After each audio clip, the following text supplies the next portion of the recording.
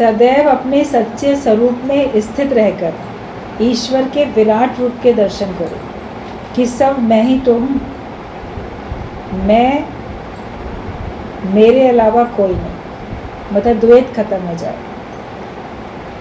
बोला गया है कि सदैव अपने सच्चे स्वरूप में रह के, ये नहीं कि जितनी देर सत्संग में बैठे हैं उतनी देर तो हम आत्मा हैं, उतनी देर तो हम ब्रह्म हैं। घर में जाएंगे तो फिर जो नाता रिश्ता है वो पक्का हो जाएगा। संसार में जाएंगे तो अपने को सांसारिक व्यक्ति समझने लगेंगे। सदैव अपने सच्चे स्वरूप में रहना है कि हर पल हमको ये याद रहे कि मैं कौन हूँ। जैसे अपना नाम याद रहता है, माता पिता ने जो नाम रख दिया वो आपको याद रहता है, उसको रटते भी नहीं हो, उसको जपते भी नहीं हो माला फेर के कि कहीं मेरे से भूल ना जाए मेरा नाम। कहाँ भूलता है किसी को, दूसरे का नाम भले भूल जाएगा, बड़े दिनों बाद देख रहे हैं पता नहीं क्या नाम है, नाम ध्यान नहीं आ रहा है। अपना नाम तो हमेशा याद रहता है, जबकि उसको कभी दोहराते भी नहीं। एक बार पक्का निश्चय कर लिया कि मैं ये हूँ, मेरा ये नाम है, तो वो नाम पक्का हो जाता है। तो ऐसे ही आत्मा पक्की हो जाए, अपना स्वरूप पक्का हो जाए, फिर हमें उसको कोई माला फेर के जपने की ज़रूरत थोड़ी पड़ेगी, उसके लिए कोई अभ्यास करने की ज़रूरत थोड़ी पड़ेगी। हम तो उसको निश्चय में अपने ले आते हैं कि हाँ वाकई मैं जो हूँ कौन हूँ, ये देह नहीं है तेरी आत्मा, तू तो सत चित आनंद स्वरूप है। हमेशा अपने मन को ये बताओ कि मन सच्चित आनंद स्वरूप मेरा रूप है और ये देह नहीं है मेरी आत्मा। इस बात को तो हमेशा हर पल याद रखना है। और ये याद रख के कि मेरा सच्चा स्वरूप क्या है, मैं आत्मा हूँ, तब आप ईश्वर के विराट रूप के दर्शन करो कि सब मैं ही तो हूँ। देह मान के आप सब जगह भगवान नहीं देख सकते। अपने को देह मान लोगे फिर कैसे भगवान दिखेगा, फिर तो संसार दिखेगा। अपने को आत्मा जानोगे तब आत्मा दिखेगी दूसरी जगह पे। अपने को सच्चा ब्रह्म उसमें जानोगे, सच्चे स्वरूप में अपने को जान लोगे, उसी में स्थित कर लोगे, तो फिर आपको बाहर भी ब्रह्म ही ब्रह्म हर जगह समाया, जिससे बिना कुछ नज़र ना आए। उसके अलावा कुछ नज़र फिर आएगा ही नहीं। जो तत्व से तुम हो वही तत्व से और भी। तो हमेशा इस अपने सच्चे स्वरूप में हमको रहना है, एक पल भी उससे हमको विमुख नहीं होना है। तो जब हम उसको भूल जाते हैं, अपने सच्चे स्वरूप को भूल जाते हैं और हम अपने को देह मान के, संसार को सच मान के विचरण करते हैं, तभी हमको परेशानी होती है, तभी हमको जिम्मेदारियों का भी अनुभव होता है, तभी हम कर्तापने में भी आते हैं। लेकिन द्वैत समाप्त है तो सब कुछ समाप्त है। अगर आप अपने में भगवान नहीं देख पाए तो बाहर कैसे देखोगे, गुरु में नहीं देख पाए तो बाहर कैसे देखोगे। और जब तक सर्व में नहीं देख पाओगे तब तक मुक्ति होने वाली है नहीं। गुरु भगवान है ये तो मान लेते हैं, मैं भगवान हूँ ये मान लेते हैं, अच्छे अच्छे में भगवान दिख जाता है, गलत व्यवहार करने वालों में नहीं दिखता है। लेकिन जब हमको सब जगह भगवान ही दिख जाए, फिर आप कुछ गलत चलोगे ही नहीं जो लोग आपसे गलत व्यवहार करेंगे। ज्ञानी अपनी मनोवृत्तियों को समेटता हुआ चलता है। उसके बावजूद भी अगर प्रारब्ध अनुसार कोई उसके मित्र, कोई उसके शत्रु अगर दिखते भी हैं तो वो उसमें भगवत भाव रखता है। ना कोई वैरी मीत हमारा, जितवल देखा उतवल प्यार। जहाँ भी नज़र गई भगवान तुम ही तुम तो हो। भगवत भाव रखने से हमारे अंदर में शांति आती है, हमारे अंदर में आनंद आता है, हम बहुत रिलैक्स फील करते हैं। वरना टेंस रहते हो, हमेशा टेंशन में ही रहते हो। तो अपने को रिलैक्सेशन में भी तो लाना है, एकदम सहज स्वभाव में आ जाओ। और जब आप सहजता में रहोगे तो प्रसन्नता भी आएगी, प्रसन्नता आएगी तो आपका जीवन अच्छा बनेगा। प्रसन्नचित व्यक्ति को भगवान शीघ्र मिल जाते हैं। जो व्यक्ति खुश रहता है वो उसका योग जल्दी लग जाता है, और जो खुश नहीं रहता है तो उसका भगवान से योग नहीं लगता। क्योंकि वो खुश क्यों नहीं रहता है, उसका मन जगत में पड़ा है, ध्यान जगत में है। तो जब ध्यान जगत में है तो फिर भगवान कैसे मिलेंगे? ध्यान भगवान में होगा तब तो भगवान मिलेंगे। तो प्रसन्न चित्त तभी रह सकते हैं जब सब तरफ हम भगवान का भाव रखेंगे, भगवान का हुक्म देखेंगे और ये देखेंगे जो हो रहा है वो न्याय से होता है, अन्याय कुछ भी नहीं होता। तब फिर आप खुश रह सकते हैं। प्रसन्न रहोगे तो स्वास्थ्य भी अच्छा रहेगा। डॉक्टर्स का भी कहना है जो हमेशा दुखी रहता है, चिंतित रहता है, उदास रहता है या क्रोध में रहता है, तो उसके अंदर की बहुत सारी चीज़ें डैमेज हो जाती हैं। बहुत सारे उसकी बारीक बारीक बहुत चीज़ें अंदर होती हैं, नसें, नाड़ियाँ, बारीक बारीक सब जैसे कि नष्ट हो जाती हैं और आपका हेल्थ बहुत ख़राब हो जाती है। नुकसान अपना ज़्यादा होता है क्रोध से या चिंता करने से या दुखी रहने से। और हेल्थ अगर चली गई एक बार तो फिर आपका तो जीवन भी बड़ा बोझ बन जाएगा। बीमार व्यक्ति क्या सोचेगा, या तो मैं स्वस्थ हो जाऊं या मैं दुनिया से ही चला जाऊं। तो अपने को स्वस्थ अगर हम रखना चाहते हैं और जल्दी अपने को स्वस्थ करना चाहते हैं तो भगवत भाव रखो सब तरफ, पॉजिटिव थिंकिंग रखो और प्रसन्न रहो। प्रसन्नता बांटते चलो। थोड़ी भी अगर हमारे मन में खुशी है, कभी वो दिन हमेशा याद रखने चाहिए जब हम बहुत खुश थे। कौन सी बात से मुझे कभी बहुत खुशी मिली थी, तो आप उसी को याद करो। किस बात से दुख मिला था उसको याद करने की ज़रूरत नहीं है, उसको भूल जाओ। लेकिन जिससे मुझे कभी भी क्षणिक भी खुशी भी मिली थी ना, बचपन से लेके आज तक, कभी एक दिन तो प्रसन्न हुए ही होंगे ना। कभी तो मन में क्षणिक भी खुशी आई होगी। ऐसा तो नहीं है कि मैं ज़िंदगी में हरदम रोता ही रहा। क्या ज़िंदगी में हमेशा रोते ही रहे थे? कभी तो मुस्कुराए होंगे, कभी तो ठहाका लगाया होगा, कभी तो खुश हुए होंगे। नहीं है तो एक अच्छे अच्छे चुटकुलों की किताब ले आओ, उसको पढ़ा करो, उसको पढ़ के ठहाका लगा के हंस लिया करो। अगर आपको कुछ याद ही नहीं आ रहा है ऐसा कि जिससे मैं कभी हंसा भी था, तो कोई ऐसी हंसने वाले सीरियल देखो, हंसने वाली कहानियाँ देखो, चुटकुले की किताबें ले आओ, उनको पढ़ो, जिसको पढ़ के तुमको हंसी आ जाए। अपने को लाफिंग सेंट बना के रखो। लोग वह क्या करते हैं, घर में लाफिंग बुद्धा ले आएंगे। बुद्ध भगवान की कोई तस्वीर लाफिंग बुद्धा के नाम से बहुत मिलती है, लोग वह ले आते हैं। क्यों ले आते हैं? लाफिंग बुद्धा घर में रखेंगे ना तो बड़ी खुशहाली आएगी। वो हंस रहा है, तुम नहीं हंस रहे हो, तो खुशहाली कैसे आ जाएगी? वो रखते हो कि ताकि तुम भी हंसो। तो मूर्ति रखने से क्या होगा? तुम भी तो भगवान की बनाई हुई मूर्ति हो। अपने को लाफिंग बुद्धा बना लो। बोध हो जाए, जब तुमको परमात्मा का बोध हो जाए, तत्व का बोध हो जाए, तब तुम खुद ही लाफिंग बुद्धा बन जाओगे। 3 लाफिंग सेंट्स की बात बताते हैं गुरु जी कि 3 संत थे, हमेशा हंसते मुस्कुराते रहते थे, कभी किसी बात में दुखी नहीं होते थे, एक साथ रहते थे, तीनों मित्र, और तीनों सन्यासी थे, संत थे। तो कभी उनको दुखी होते ही नहीं देखा। तो लोग कहते थे ये सबको खुश होने का उपदेश तो देते हैं, खुद भी खुश रहते हैं, मगर ये कभी खुद तो दुखी नहीं हुए। फिर लोग कहते थे आपस में, तीनों बहुत इकट्ठे रहते हैं ना, साथ में रहते हैं, इनमें से कोई बीमार पड़ेगा या किसी की मृत्यु होगी तब तो ये लोग ज़रूर दुखी होंगे। अब समय अनुसार शरीर के ऊपर बीमारी भी आती है, मृत्यु भी आती है। तो तीनों में से एक जो संत था वो बीमार पड़ गया। जब बीमार पड़ा तो लोग तो रोज़ आते ही थे उनके पास। देखें, जो बीमार बिस्तर पे लेटा है वो भी वैसे ही हंसोड़ व्यक्ति, खूब हंसता खुश रहता है, बातें अच्छी करता है। और बाकी भी जो दोनों संत थे उसकी सेवा भी करते थे और खुश रहते थे। ठीक है, बीमार हो गया तो इलाज करो, दुखी होने से उसकी बीमारी थोड़ी दूर हो जाएगी। लेकिन वो जो संत था उसका जैसे अंत समय निकट आ गया, तो उसने अपनी अंतिम इच्छा जाहिर की सबके आगे कि मेरी ये इच्छा है कि जब मेरी मृत्यु हो जाए तो मुझे नहलाया ना जाए। नहाने से तो मुझे बड़ा डर लगता है, मुझे नहलाना नहीं। तो ये बात सुन के सब लोग और हंसे। कोई भी सुन के हंसेगा भी, देखो मृत्यु के बाद भी नहाने से डर रहा है। तो ना मुझे नहलाना और ना मेरे कपड़े बदलना, मैं जैसा हूँ ऐसा ही उठा के चिता पे रख दे, यही मेरी अंतिम इच्छा है। तो उसने, सभी लोगों ने सुनी जानी, बोले ठीक है ऐसे ही करेंगे। और उसकी अंतिम इच्छा सुन के बाकी लोग सब बहुत हंसते थे। देखो अंतिम इच्छा भी रखी तो क्या रखी, कि हमें ऐसे ही बस रख देना चिता के ऊपर, ना कपड़े बदलना ना नहलाना।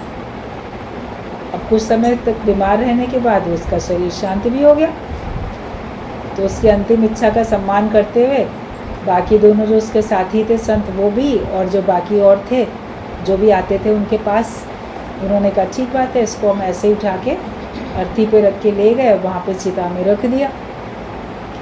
और जब चिता में रखा, अग्नि उसमें दी गई, जलाया गया, तब लोग बड़े हैरान हो गए शमशान घाट में। उसके चिता में से तो जैसे पटाखे फूटने लगे, कहीं रॉकेट उड़ के जाने लगा, कहीं अनार एकदम फट के ऐसे हो रहा है जैसे दीपावली में तरह तरह के होते हैं, तो उसके से निकल के कहीं फुलझड़ी, कहीं चक्करघन्नी, पता नहीं पटाखे सब ऐसे बजने लगे और ऐसे जलने लगे। तो वहाँ भी दिवाली का माहौल हो गया। बोले अरे ये क्या हुआ, ये चिता में से ऐसे पटाखे कैसे निकल रहे हैं, और ऐसे कैसे ये अनार के और फुलझड़ी के ये सब चारों तरफ ऐसा रौनक सी लग गई है चिता की अग्नियों लकड़ियों के साथ अग्नि में। तो बताया कि जो ये संत था, इसने अपने दोनों साथियों की सहायता से कहा था कि जितने भी दीपावली में जो पटाखे मिलते हैं, दीपावली कुछ समय बाद आनी होगी, तो वो सब उसने अपने शरीर में बांध लिए थे। इसीलिए उसने कहा था नहलाना नहीं और कपड़े नहीं बदलना, क्योंकि पानी डाल देंगे तो वो ख़त्म हो जाएंगे और बदलेंगे तो सब देख लेंगे। तो उसने कहा कि मैं जब अंतिम भी मेरी यात्रा हो और चिता में भी रहूं, तो भी लोग हंसें, तो भी लोग परेशान ना हो, दुखी ना हो। तो ऐसे उसने अंत में भी सबको हंसा दिया और खुद भी हंसते हंसते दुनिया से गया।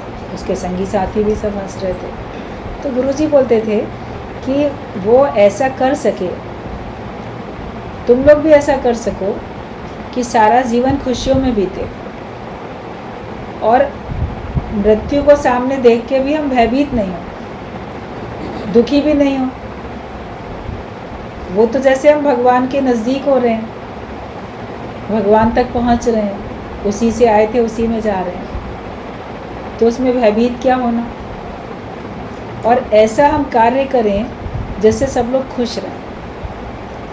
किसी के भी दिल को दुखाना बहुत पाप है, गलत बात है, नहीं करना चाहिए।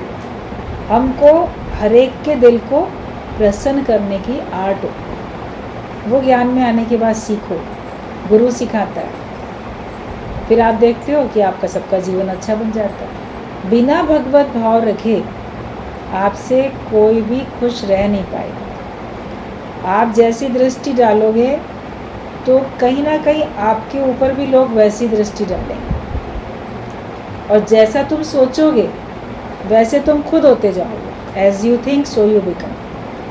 आप अगर अच्छा सोचोगे तो आप अच्छे बनते चले जाओगे, बुरा सोचोगे तो बुरे बनते चले जाओगे। अपने को ज्ञानवान बनाओ तो आप ज्ञानवान बनते जाओगे। आप अपने को सांसारिक व्यक्ति बना के चलते हो तो फिर आप संसार वाले रह जाते हो। जो बाहर देखते हैं वो हमारे अंदर आ जाता है। आँखें जो देखती हैं वैसे ही भाव हमारे अंदर आ जाते हैं। अगर बाहर भगवान देखोगे तो अंदर भगवान का भाव आएगा, बाहर शत्रु देखोगे तो अंदर शत्रुता का भाव आएगा। जैसा आप देखोगे, तो जहाँ जाए दृष्टि वहाँ भगवान ही भगवान है, या वहाँ मेरा अपना रूप है, सर्व मम रूप है। अपना आप देखोगे तो आपको सबसे प्रेम हो जाएगा और आपका मन खुश रहेगा। तो सब हमेशा सदैव अपने सच्चे स्वरूप में स्थित रहकर ईश्वर के विराट रूप के दर्शन करो कि सब मैं ही तो हूँ। जहाँ जहाँ दृष्टि जाती है, जड़ चेतन कण कण में, वो यहाँ भी भगवान है, यहाँ भी भगवान। कोई जगह न तुझसे खाली है, तू व्यापक डाली डाली, कोई जगह खाली नहीं है। और ना मैं ही ना मेरा, इसी में पूरी दुनिया है। ना मैं ना मेरा, तो जगत का नाश हो जाता है। मैं जो अपने को पहले देह मानता था, मैं नहीं हूँ, और जिन जिनको मेरा मानता था वो भी मेरे नहीं है। जब ये अगर आपका मैं और मेरे का नाश हुआ तो आपके पूरे जगत का नाश हो जाता है। कि ना मैं ना मेरा, तो जगत का नाश हो जाता है। जगत तभी तक है जब तक मैं हूँ, मतलब कि मैं अपने को देह मान के बैठा हूँ और मेरा ये घर परिवार संसार है, तब तक जगत है। ज्ञानी के पास दया नहीं पर करुणा है कि तुम आज ही जीवन मुक्त होकर इसका आनंद ले लो। ज्ञानी के पास दया नहीं होती है, कोई रो रहा है दया करके उसको कुछ दे दें, इसका रोना बंद हो जाए। उसके पास एक करुणा होती है कि इसको ऐसा ज्ञान दे दें कि इसका जीवन संवर जाए। क्यों ये माया के पीछे बावरा बन के भटकता है, ये परमात्मा के पीछे क्यों नहीं जाता, ये अपने स्वरूप में स्थित क्यों नहीं होता कि इसका जीवन संवर जाए, दोबारा इस दुख भरी दुनिया में आना जाना ना पड़े, आवागमन के चक्कर से छुटकारा मिल जाए। इसके लिए वो हमको ज्ञान देता है और सही समझ देता है। माया लुभावनी लगती है, आकर्षक बहुत लगती है लोगों को, बार बार आना चाहते हैं दुनिया में, बार बार वही सुख भोगना चाहते हैं, या जो दुख इस समय मिले अगली बार ये ना मिले, सुख मिले। जो सुख नहीं मिले उनकी आस होती है, उनको पाने की लालसा में फिर दुनिया में आते रहते हो। लेकिन ज्ञानी को करना होती है कि इस आवागमन के चक्कर से इनका कैसे छुटकारा हो जाए, कि तुम आज ही जीवन मुक्त होकर इसका आनंद लो। मृत्यु के बाद की मुक्ति कोई नहीं गारंटी से कह सकता किसकी है, लेकिन जीते जी आप अपनी गारंटी ले सकते हो कि मैं मुक्त हूँ और मैं मुक्ति का आनंद अनुभव करता हूँ, आत्मा का आनंद अनुभव करता हूँ। आप अपने अनुभव से जीते जी महसूस करके लोगों को बता तो सकते हो। मृत्यु के बाद कोई आएगा क्या बताने के लिए कि मैं मुक्त हो गया हूँ कि नहीं हो गया हूँ, या मुझे कितना आनंद है अब देह छोड़ने के बाद, संसार छोड़ने के बाद मुझे कितना आनंद है, कोई बताने के लिए नहीं आएगा। लेकिन जीते जी देह भाव से छूट जाओ, जीव भाव से छूट जाओ, अपने आत्मिक सच्चे स्वरूप में स्थित हो जाओ, फिर आपको आनंद का अनुभव होगा, वो आप बताओगे, वो शेयर करोगे सबके साथ। तो ज्ञानी ये चाहता है कि हम जीते जी जीवन मुक्ति के आनंद को अनुभव करें। अगर अभी हम मुक्त होकर बैठे हैं तो हम बाद में भी मुक्त हैं, अभी हमारे अंदर शांति है तो बाद में भी शांति है, और अगर अभी हम अशांत हैं तो मृत्यु के बाद शांति कैसे मिल सकती है? यही तो अशांति आपके साथ जाएगी। इसलिए जो करना है आज ही तू कर ले, क्यों कल पे रखता है, कल किसने देखा है। इतना मनुष्य जीवन भी मिला, इतना अच्छा सत्संग भी मिला, इतना अच्छा माहौल भी मिला सब, तो उसका पूरा पूरा लाभ ले लो। बाद में तो करोगे, मगर अभी क्यों नहीं कर लेते? अभी कर लो तो आपका आगे जितना जीवन है सुख में बीतेगा, आनंद में बीतेगा, और सबको सुखी करने में, सबको आनंदित करने में बीत जाएगा। तो इसके लिए आत्मिक निश्चय हमें आज ही करना है, और ये गुरु की करुणा होती है, इसीलिए वो हमको इतना पीछे पड़ के ज़बरदस्ती ज्ञानवान बनाना चाहता है कि ताकि हम जीवन मुक्त होकर इसका आनंद ले सकें। बाद में कहाँ जाना है, आना जाना ही खत्म हो जाता है, ना स्वर्ग ना नर्क, सब अपने ख्यालों में। कौन कहाँ जाता है, कहाँ आता है, स्वर्ग में गया कि नरक में गया, सब अपने ख्यालों की बात है। आप जीते जी अगर सुख अनुभव करते हो तो स्वर्ग में हो, जीते जी दुख अनुभव करते हो तो जीवन नरक है, नरक में हो। नरक से उठ के स्वर्ग में तो तुम्हें जाना है ना, ख्याल अपने चेंज करके। द्वैत में हो तो नरक में हो, अदर इज हेल, दूसरा ही नरक है, दूसरा देखना, दूसरे में पड़ जाना ही नरक है। अपने स्वयं में आ जाना स्वर्ग का सुख है। तो इसलिए हमेशा अपने सच्चे स्वरूप में रहो। स्वर्ग नरक तो सब हमारे ख्यालों में है, दादा ने ख्यालों से खाली किया है, ख्यालों का ही सब खेल है। ख्याल क्यों आया, इसका ख्याल ही गुम करो। तुम्हें ख्याल ही क्यों आ रहे हैं, मुझे क्यों बार बार माया के ख्याल आते हैं, मुझे क्यों दुख के ख्याल आते हैं, मुझे क्यों माया के सुखों के ख्याल आते हैं, ये सोच के भी तो दुखी हो रहे हो, ये सोच के भी तो चिंतित विचलित होते चले जाते हो। मुझे ख्याल क्यों आया, तो क्यों आया इस बात का भी तो ख्याल ही कर रहे हो ना, वो भी छोड़ दो, आएगा और चला जाएगा। क्यों आया, कहाँ से आया, तुरंत झटक के फेंक दो। आपके ऊपर कोई छिपकली, कोई सांप, कोई कीड़ा एक अचानक से गिर जाता है तो पहला रिएक्शन क्या होता है, एकदम झटक के फेंकते हैं, जैसे आपके ऊपर पड़ी कोई चीज़ कपड़ों पे या कहीं, तो देखो बिजली से भी ज़्यादा तेज़ एकदम से आपका रिएक्शन होता है, एकदम जैसे एकदम झटक देते हो, दूर से दूर करते हो उसको अपने से, फिर सोचते हो कहाँ से आया और क्यों आया।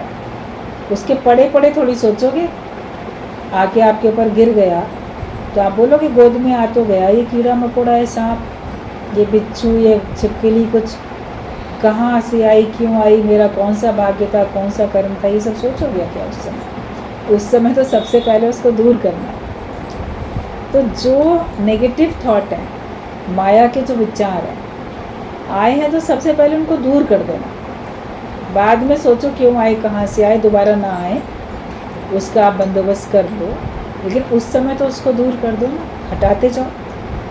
तो ख्याल क्यों आया, इसका ख्याल भी गुम कर दो। माया के ख्याल आते हैं, क्यों आते हैं, इसका ख्याल हमें गुम कर देना। जो हो रहा है होने दो, तुम अपने साक्षी भाव में ही रहो। संसार को बदल नहीं सकते, या आप अपने ख्यालों को भी देखने वाले बनो ना। मन कहाँ जा रहा है, क्यों जा रहा है, जब कुछ चाहिए नहीं फिर मन क्यों जा रहा है? अपने मन से सवाल करो कि मन कुछ चाहिए क्या तुम्हें, जगत से या उस व्यक्ति से या उस सुखद परिस्थिति से। ज्ञान अगर है, विवेक खुला है, तो आपका मन बोलेगा नहीं चाहिए तो कुछ भी नहीं, मैं तो सबके बिना आराम से खुश हूँ। ये दुनिया अगर मिल भी जाए तो क्या है, मान लो मिल भी जाएगी तो भी क्या होगा, तो फिर मन क्यों उसमें विचार करते हो, क्यों ख्याल आता है? मिल भी जाएगी तो क्या है, तो आपका मन हट जाएगा। जगत से हटा के जगदीश में लगाओ अपने मन को, अभ्यास तो यही करना है। आप देखोगे फिर आपका मन जाता ही नहीं। जहाँ हमको जाना ही नहीं है वहाँ के बारे में वर्णन कहना या सुनना या और भी कुछ उसके बारे में विचार करने का कोई मतलब नहीं है। जहाँ जाना है वहाँ का विचार करो। आए कहाँ से तुम और कहाँ है जाना? भगवान से आए थे, भगवान में जाना है, उसी के विचार में रहोगे तो खुश रहोगे। बाकी बातों में अपने को उलझाओ नहीं कभी भी। और जो हो रहा है संसार में उसको होने दो, आप उसको बदल नहीं सकते, अपने ख्याल चेंज कर सकते। ख्यालों को गुम करो तो फिर आप देखोगे आपके लिए संसार ही गुम हो गया, सब बदल गया। अपने को बदला तो सब बदल गया। तुम अपने साक्षी भाव में रहो कि whole world is filled with God. इस साक्षी भाव में रहो कि सारा जो संसार है, विश्व है, वो भगवान से ही भरा हुआ है। Whole world is filled with God, भगवान से ही सब भरा हुआ है। जैसे कोई बाल्टी है, वो पानी से ऊपर तक लबालब भरी है, ग्लास पूरा पानी से भरा हुआ है। ये सारा संसार भगवान से भरा हुआ है, इसमें कुछ और नहीं है, भगवान ही है। ये इस साक्षी भाव में रहो, इसको देखो। साक्षी भाव क्या होता है, हम देख रहे हैं ना उसको, कहते मैं इसका साक्षी हूँ, गवाह हूँ, मैं साक्षी हूँ, मैंने देखा है का। तो आप साक्षी बन के रहो। सारा संसार भगवान से भरा हुआ है, सब जगह आपको भगवान दिखते हैं। और everywhere is God and everything is God. सब जगह भगवान है और सब वस्तुएं भी भगवान है। एवरीथिंग, प्रत्येक जो वस्तु है वो भगवान ही है। सर्वत्र भगवान है और जो है वो भगवान ही है, उसके अलावा कुछ नहीं है। अलग दिखता है, आप सूत की माला और उसमें सूत के बने हुए मोती अलग दिखते हैं, मगर तत्व से तो एक ही है। उसी धागे में आपने मोती पिरो दिए, लेकिन मोती किसी और चीज़ के बने हुए नहीं है, उसी धागे के ही बने हुए हैं। आप कभी ऊन का गोला बनाते हो और फिर सारे गोले अगर किसी एक ऊन के ही धागे में एक संग करके टांग दो तो क्या होगा? सब जगह एक ही तो तत्व है, अलग थोड़ी है।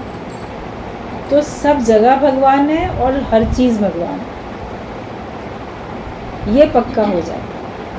इसको पक्का करने में देरी नहीं करो। ये पक्का करके बैठोगे तो आपके पास फिर आनंद ही आनंद है। और हर समय सावधान होकर रहो। ज्ञान गुरु देता है, उसको बड़ी जल्दी असावधानी के कारण हम भुला देते हैं। सावधान होकर रहो कि ज्ञान मेरे से कभी भूले नहीं। हर समय सावधान होकर रहो। बीमारी, दुख, गरीबी मुझ में नहीं है, ये शरीर दुखों का घर है, सुख है तेरी गली में। और शरीर तुम तीनों कालों में नहीं। आप बोलते हो मेरे बीमार हूँ मैं, बीमारी आ गई, या बड़े दुख मिल रहे हैं, या बड़ी गरीबी है, लेकिन ये तीनों चीज़ें देह के ऊपर ही तो होती हैं और इनका असर देह के ऊपर ही पड़ता है। लेकिन मैं तो वो देह हूँ नहीं, मैं तो देह को देखने वाला हूँ। तो बीमारी भी और दुख भी और गरीबी भी मुझ में नहीं है। मुझ आत्मा में ना कोई बीमारी है, ना गरीबी है, ना मुझे कोई दुख है। मैं तो सुख स्वरूप हूँ, हमेशा अपने सच्चे स्वरूप में स्थित हूँ। और मैं तीनों कालों में देह नहीं हूँ, ना मैं पहले देह था, ना मैं अभी देह हूँ, ना मैं आगे देह रहूँगा।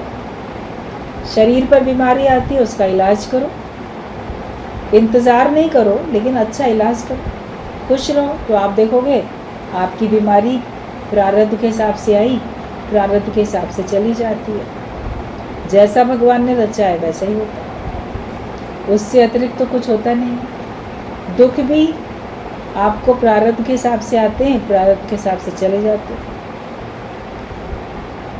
हमारे ख्यालों में तो दुख है, मन ही तो दुखी होता है। शरीर पर बीमारी है, उसको देख के आपका मन दुखी हो रहा है, या आपके पास धन की कमी है तो गरीबी है, उस गरीबी की वजह से आप ठीक से भोजन नहीं कर पाते, अपने परिवार को पेट भर के नहीं खिला पाते, उनकी आवश्यकताओं को जो है इलाज नहीं करा पाते, पढ़ाई के लिए फ़ीस नहीं जमा कर पाते। बहुत सारी ऐसी विकट जटिल परिस्थितियाँ आ जाती हैं जो पैसे की कमी के कारण से आप चाह के भी नहीं कर पाते हो, तो मन बड़ा दुखी होता है। धन की कमी है तो मन तो दुखी हो रहा है। मन में ख्याल है मेरे पास धन होता तो मैं ये कर लेता, तो वो कर लेता, लेकिन ना मैं तन ना मैं मन, मैं मन नहीं हूँ, मैं तन नहीं हूँ। तो फिर दुख, बीमारी, गरीबी कुछ भी आपके ऊपर असर नहीं करेगी। जो संत होते हैं वो अपने पास एक भी रुपया नहीं रखते हैं, सब छोड़ के चले जाते हैं, सब भगवान भरोसे उनका चलता है, उनका घर परिवार भी भगवान भरोसे चलता है, उनकी सबकी अपनी अपनी प्रारब्ध है, और उनका स्वयं का शरीर भी, वो अपने संग कोई चेकबुक, पासबुक, बैंक बैलेंस कुछ लेके नहीं जाते हैं। वो ईश्वर को पाने के लिए खाली हाथ ऐसे निकल पड़ते हैं। फिर उनका जितनी भी आयु आगे है, उनका शरीर भगवान चलाते हैं कि नहीं चलाते हैं। किसी भी घट में प्रेरणा आती है वो उनके लिए कार्य करता है। और शरीर जिनके बीच में रहता है, शरीर की प्रारब्ध वहाँ उन लोगों में बट जाती है, इर्द गिर्द बट जाती है। जिसके इर्द गिर्द शरीर रहता है तो प्रारब्ध भी वहीं बढ़ जाती है, तो उसका गुजारा वहीं से होता है। आप अपने घर में हो तो आपका भाग्य आपके घर में है, तो घर वालों के द्वारा पूरा होता है। आप किसी संबंधी के घर में चले जाते हो तो वहाँ भी आप अपने ही भाग्य का खाते हो। आप कहीं गुरु के आश्रम में चले जाते हो तो वहाँ भी आपको अपने भाग्य का ही मिलता है। जहाँ जहाँ शरीर जाता है उसका भाग्य उसके साथ साथ जाता है। हर एक अपनी प्रारब्ध से ही पाता है। तो ये सोचना बेकार है मैं उसके एहसान तले, उसके वो मुझे देता है, ये करता है। आप जहाँ हो आपका भाग्य आपके साथ है, तो सब मिलता ही रहता है। दुखी होने की, चिंतित होने की कोई ज़रूरत ही नहीं है। आपके द्वारा भगवान को कार्य कराना होगा आपके परिवार का, तो आपके द्वारा कराएगा। किसी और के द्वारा होना होगा तो किसी और के द्वारा होगा। मुख मोड़ना नहीं है, जिम्मेदारियों से भागना भी नहीं है। आपके सामने आई जिम्मेदारी, आप निभाओ उसको, मगर अंदर भगवान के ऊपर विश्वास रख के चलो कि मेरे द्वारा भी भगवान तुम ही करते हो, किसी के द्वारा भी तुम ही करते हो। ईश्वर भी किसी के द्वारा ही कराएगा ना, ऐसे हवा में थोड़ी ना प्रकट हो जाएंगी चीज़ें, कोई ना कोई तो जरिया बनेगा। तो सब कुछ भगवान ही है। जब हर तरफ भगवान ही भगवान है, भगवान ही कर रहे हैं, तो क्यों बोलते हो ये करता है कि वो करता है। सब परमात्मा का खेल है, ईश्वर के अलावा दूसरा कुछ भी नहीं है।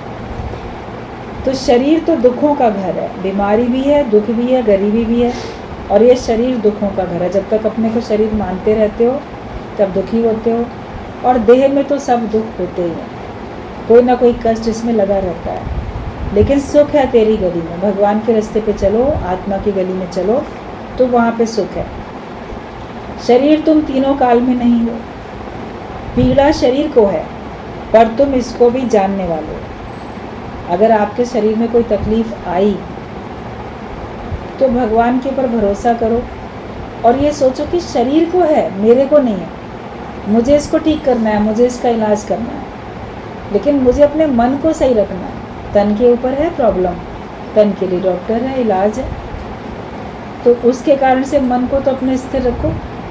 तो पीड़ा शरीर को है पर तुम इसको भी जानने वाले हो। ये भी गुजर जाएगा, वो भी गुजर जाएगा, ये पक्का करो।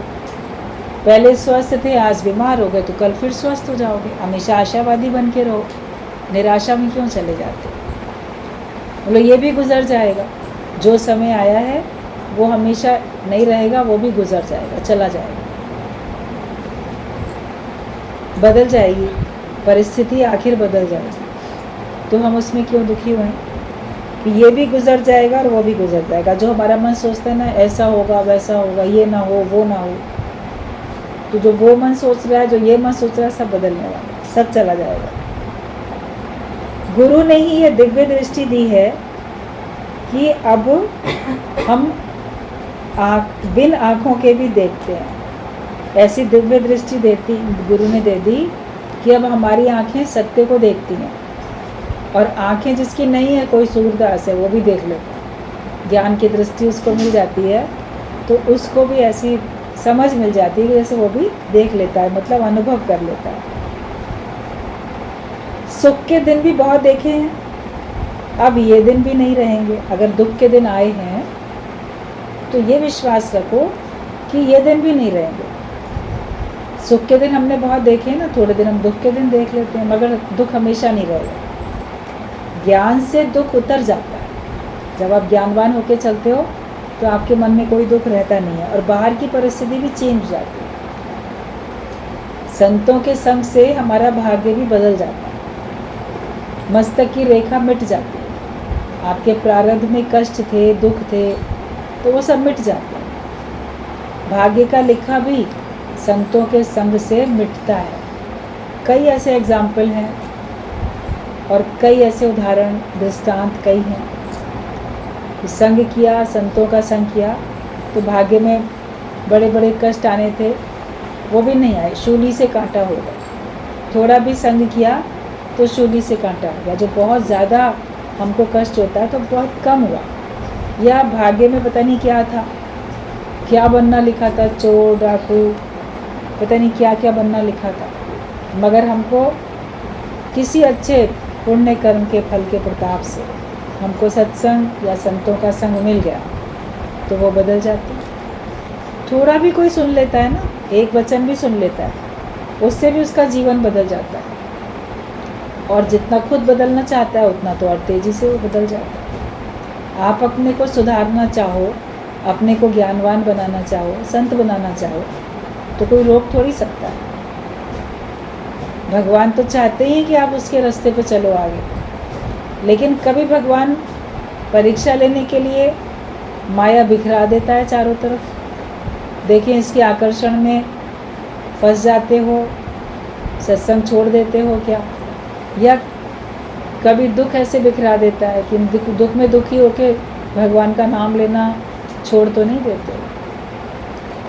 कभी ऐसा होता है, लेकिन भगवान का भक्त किसी भी परिस्थिति में सत्संग को भी नहीं छोड़ता, अंदर से भगवान में विश्वास बनाए रखता है, ज्ञानवान होके चलता है। तो ये सब दुख के जितने पल हैं जाएंगे, एक दिन सब टल जाते हैं। जो भी दुख के पल आते हैं वो सब टल जाते हैं। सब एक ड्रामा है। ज्ञानी इस ड्रामे में भूलता नहीं है, केवल अभिनय कर रहा है। वो ये जानता है कि मैं केवल अभिनय करता हूँ या और लोग भी केवल अभिनय करते हैं, ये सब ड्रामा है। तुम केवल दृष्टा होकर देखो, तुम्हारे अंदर कोई शुभ अशुभ इच्छा नहीं बचे। इच्छाएं देखो कौन कौन सी हैं। शुभ इच्छा है कि अशुभ इच्छा है, या इच्छाएं आपकी समाप्त हो गई हैं? अपने अपने साक्षी तो तुम खुद ही हो ना। अशुभ इच्छाएं तो रखनी नहीं है, लेकिन शुभ को भी फिर त्याग देना है। शुभ इच्छा सिर्फ वो होती है जो आपको परमात्मा से मिलाने में सहायक होती है। जिस इच्छा को रख के आप परमात्मा से योग लगा सकते हो, वो इच्छा शुभ इच्छा होती है। सत्संग में आना, ज्ञान सुनना, अपना जीवन अच्छा बनाना, ये सब शुभ इच्छा में आता है। लेकिन जब आपने उस शुभ इच्छा को रखा, उसके हिसाब से आपने प्रैक्टिकली कार्य करना शुरू कर दिया, आना शुरू कर दिया, ज्ञानवान होने लगे, उसके बाद वो शुभ इच्छा भी छोड़ देते।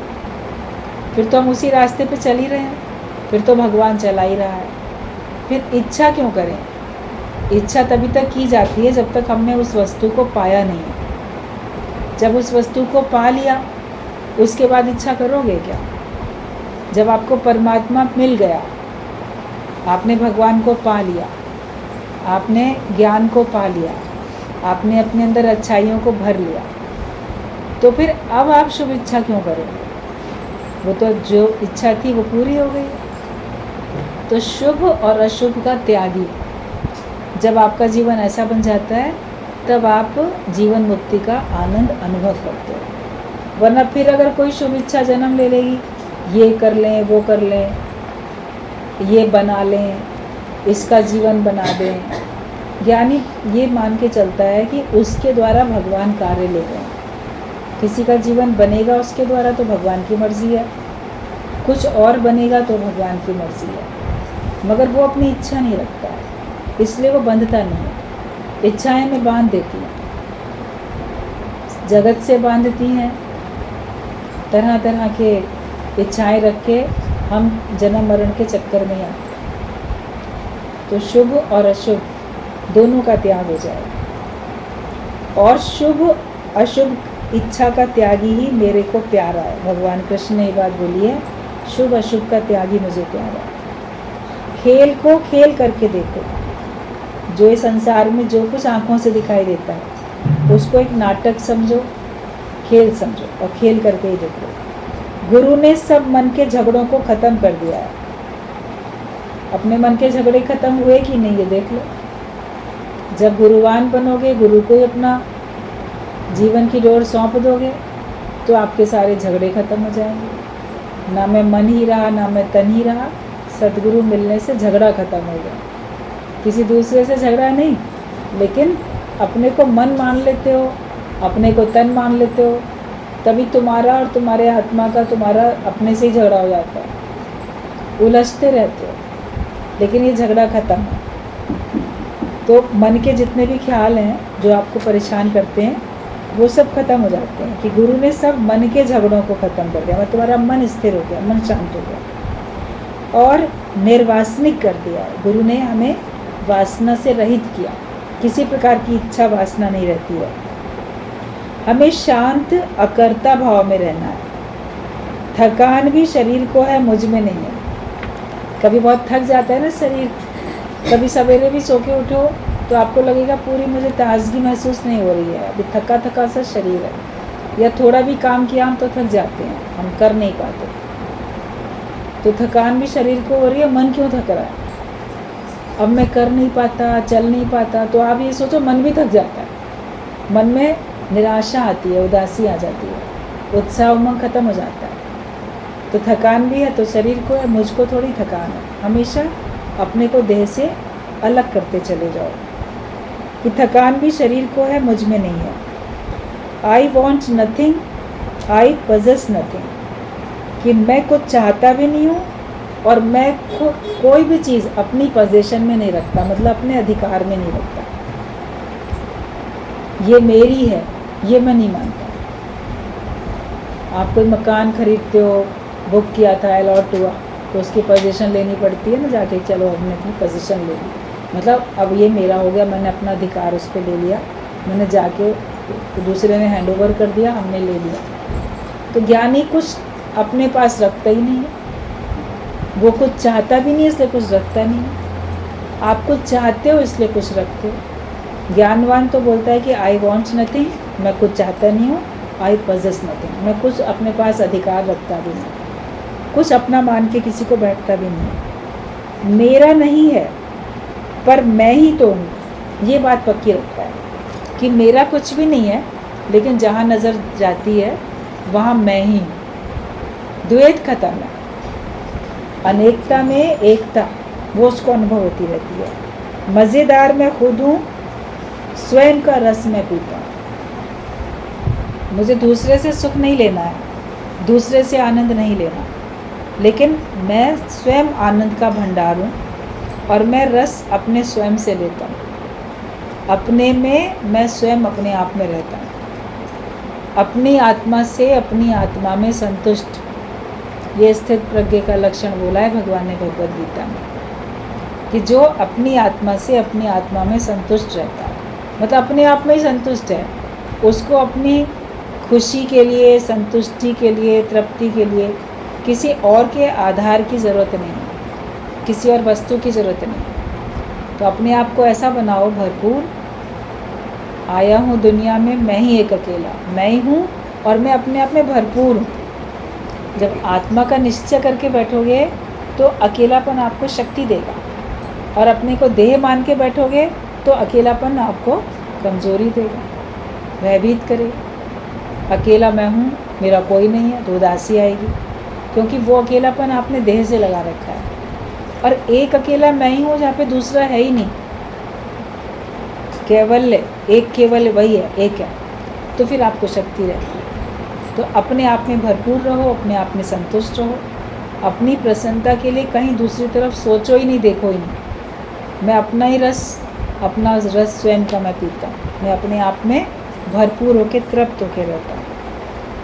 ऐसी अनुभूति अगर बन जाती है तो आपका काम उतर गया, फिर कुछ और करने की ज़रूरत नहीं है, कोई ध्यान लगाने की, कोई समाधि लगाने की, कोई साधन यतन करने की। जब हम अपने आप में तृप्त हो जाते हैं तो अपने में ही तृप्त रहो, यही गुरु का कहना है और यही हम सबको करना है।